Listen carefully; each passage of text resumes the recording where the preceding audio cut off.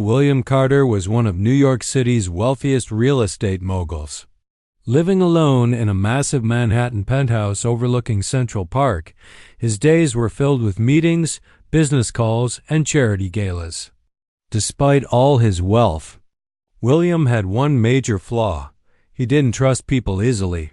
After a series of betrayals in his personal and professional life, he had grown deeply suspicious of everyone around him, including his own household staff.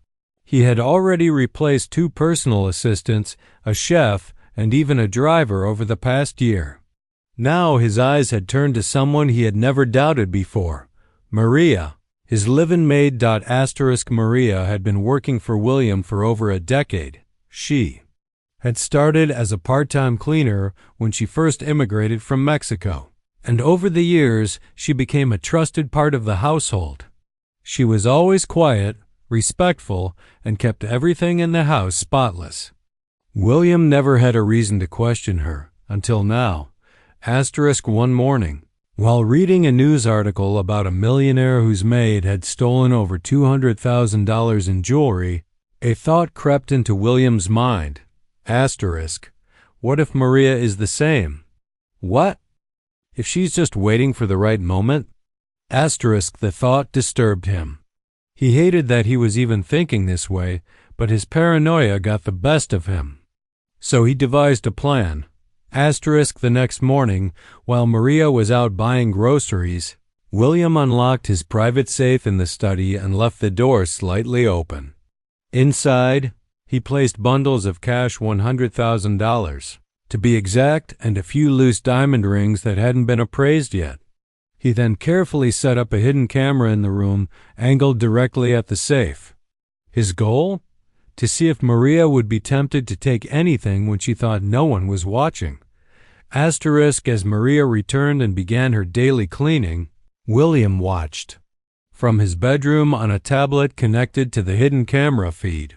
He saw her enter the study with her usual basket of cleaning supplies. She started dusting the bookshelves, humming a soft Spanish tune to herself. Then she noticed the safe.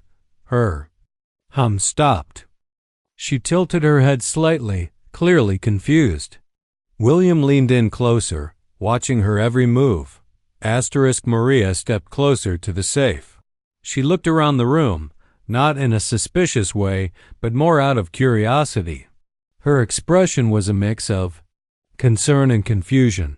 William's heart began to race. She stood in front of the open safe, staring at the cash and jewelry. Her eyes rested there for a moment longer than he liked. His mind began to race with possibilities. Would she pocket the rings? Take a few $100s, assuming he'd never notice? Was this the moment her true nature would reveal itself? But then, something unexpected happened. Maria walked away. She returned a moment later holding a clean cloth and a set of keys. The backup keys William had once told her to use only in emergencies. She gently closed the safe, locked it, and wiped off the handle. Then she took out a notepad from her apron, scribbled something, and left the note on William's desk. She didn't touch a thing. From his room, William stared at the screen, frozen. The moment passed. The test was over. And he was the one who felt ashamed. He waited until Maria left the study, then walked over to read the note she had left. It said, Sir, I found your safe open while cleaning. I locked it using the spare keys. Please be careful next time. Maria William sat down at his desk, overwhelmed with emotion. In trying to prove Maria's dishonesty, he had only revealed his own lack of trust.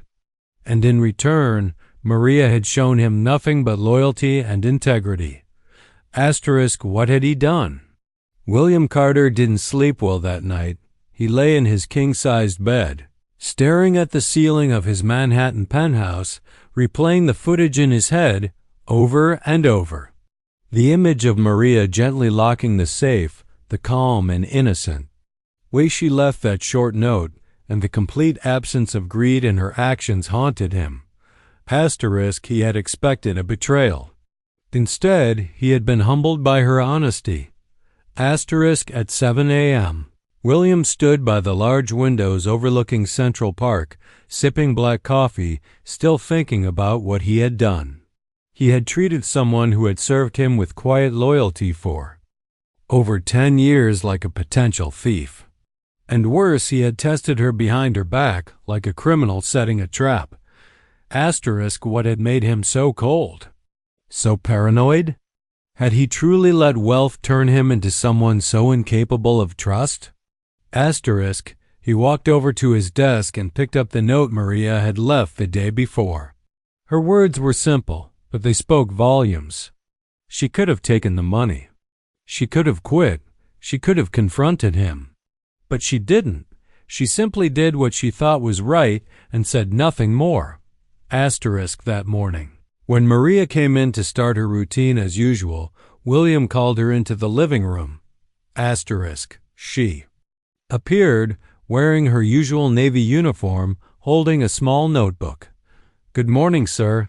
Is everything all right?" William stood up, looking awkward for a moment, unsure of how to begin. "Maria, I owe you an apology." She looked confused. "Sir?" He sighed. "Yesterday, the safe. I left it open on purpose. I was testing you. I thought maybe." He stopped, ashamed. "I thought maybe you'd take something. I had a camera set up. I watched the whole thing." Maria's face went blank. She didn't look angry or offended, just disappointed. "You don't trust me?" "I didn't trust anyone," William admitted. "That's not an excuse, but it's the truth. And after watching how you handled everything, I realized how wrong I was. I'm truly sorry." Maria didn't speak at first. She looked down at the floor, then up at him again with tired eyes. "I've worked here for 11 years, Mr. Carter. I've never taken a day off without telling you. Never stolen a single thing. I clean your home like it's my own because this job helped me raise my son. I didn't expect praise, but I didn't expect this either." Her words cut deeper than any insult could. William nodded slowly. "You're right, and I don't deserve your forgiveness. But I want to make things right." He reached into his coat pocket and handed her a large envelope. Maria looked at it, confused. "What is this?" "Open it," he said. Inside was a folder with official-looking papers. A deed. Property documents. Her name was printed at the top. "It's a house," William explained. "A 2-bedroom home in Florida. Paid in full. It's yours." Maria's hands trembled. What do you mean?" "You've given me loyalty, honesty, and peace of mind for over a decade," he said. "This is not charity. This is gratitude. You've earned this 10 times over. I want you to have a future that doesn't involve scrubbing someone else's floors for the rest of your life." Maria was speechless. Tears welled up in her eyes. "I know your son just started college," William added gently. "Now you don't have to worry about rent. You have a place you can call your own." Maria broke down crying. William stood awkwardly for a second, then gently placed a hand on her shoulder. "I never should have doubted you," he said. She nodded through her tears. "Thank you, sir. I don't know what to say." "You don't have to say anything," William replied. "Just promise me you'll visit. This home, it won't be the same without you." A few months later, Maria moved to Florida. She sent William a postcard every month, always handwritten, always polite. William still lived in his penthouse, but something had changed in him. He began to treat his staff with more respect, more kindness, and most importantly, more trust.